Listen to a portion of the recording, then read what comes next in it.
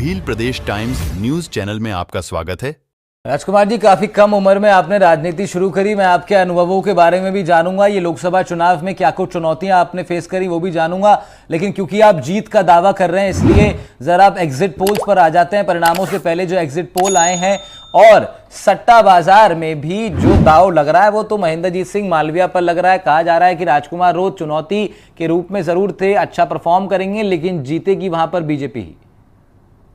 देखो, सट्टा बाजार हो या एग्जिट पोल हो, कुछ भी कहे, जनता ने जिस तरह से उत्साह के साथ, जनता ने जिस तरह से एक पर्व के रूप में इस बार लोकसभा चुनाव बांसवाड़ा और बांसवाड़ा लोकसभा चुनाव पे जो जिस तरह से मतदान हुआ है, राजस्थान में हम सेकंड नंबर पे मतदान रहा है यहाँ पर। ठीक बात है। मतलब लोगों ने गुजरात, अहमदाबाद में यहाँ पर माने 30% लोग गुजरात पलायन करते हैं, लेकिन 30% में से 20% लोग वापस रिटर्न मतदान के लिए आए, खुद का खर्चा करके 500, 1000, 2000 का खुद का खर्चा करके मतदान किया है। इससे ये क्लियर है, इससे मैं श्योर हूं कि अवश्य हम लोग जीतेंगे।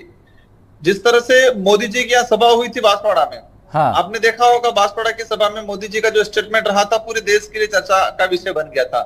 जिस तरह से मोदी जी का एक बौखलाहट वाला भाषण जो यहाँ पर हुआ था, इससे क्लियर हो गया था कि उसी दिन मोदी जी ने भी मान लिया था कि बांसवाड़ा सीट हमारे यहाँ से गई है। क्या कहा था मोदी जी ने?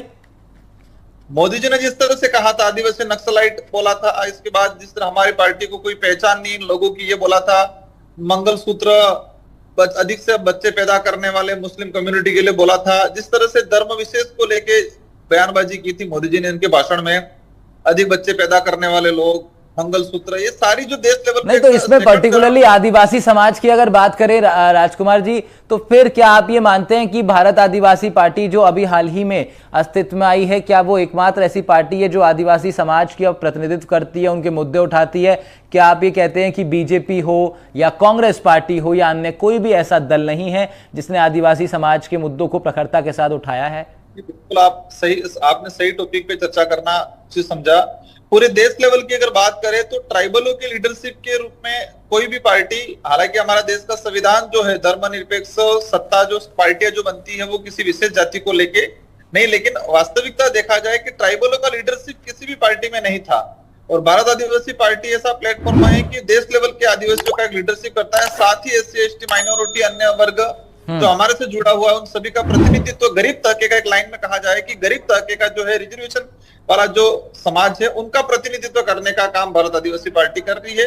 और इस बार परिणाम आने के बाद ये लोकसभा सीट जीतेगी और पूरे देश लेवल पे भारत आदिवासी पार्टी का हम लोग प्रचार प्रसार करेंगे और फैलाएंगे।